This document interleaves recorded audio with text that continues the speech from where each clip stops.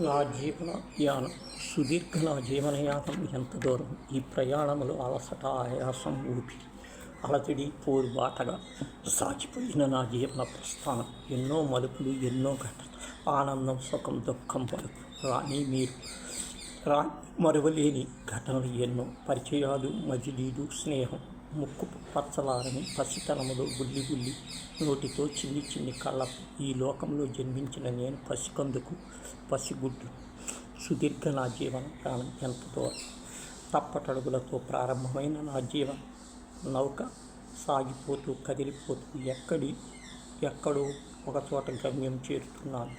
సుదీర్ఘ నా జీవనయానం ఎంత దూరం. ఈ ప్రయాణములు చుట్టాలు, రక్త సంబంధాలు, బంధు ప్రీతి అనుబంధాలు ఆప్యాయత పెనవేసుకొని పోయి నా జీవితం బాల్యం అంతా స్వేచ్ఛగా, యవ్వనం అంతా క్రమశిక్షణగా, కౌమారం అంతా తల్లిదండ్రుల ఆధ్వర్యంలో, వృద్ధాప్యములు అంతా పిల్లల సంరక్షణలో కలిగిన జీవితం. జీవనయాన నౌకలో గౌరవప్రదమైన జీవితం.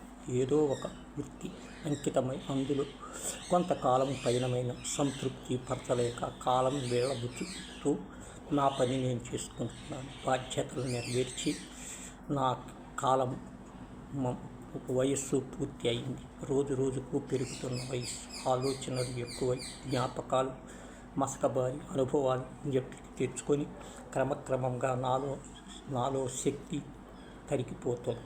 నన్ను బాధ్యతల నుండి తప్పుకోమని నా వయసు నాకు షరతులు విధించి, ప్రభుత్వ కాల పరిమితిని విధించి, చూపు సరిగా కనపడలేక విశ్రాంతి తీసుకోమని నన్ను ఆదేశించింది.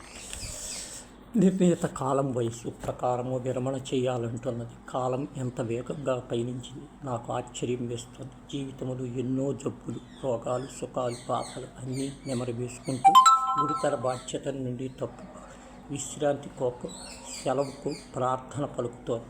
వృత్తి నుండి, సంఘము నుండి వేరుపడి కొత్త సమాజం, కొత్త వరవడిలు, నూతన జీవితానికి ప్రవేశం కొరకు అనుమతి కావాలి. సహకరించిన వారందరికీ కృతజ్ఞతలు కోరుతూ గుడ్ బై చెబుతోంది సుదీర్ఘ నా జీవన యానం ఎంత దూరం.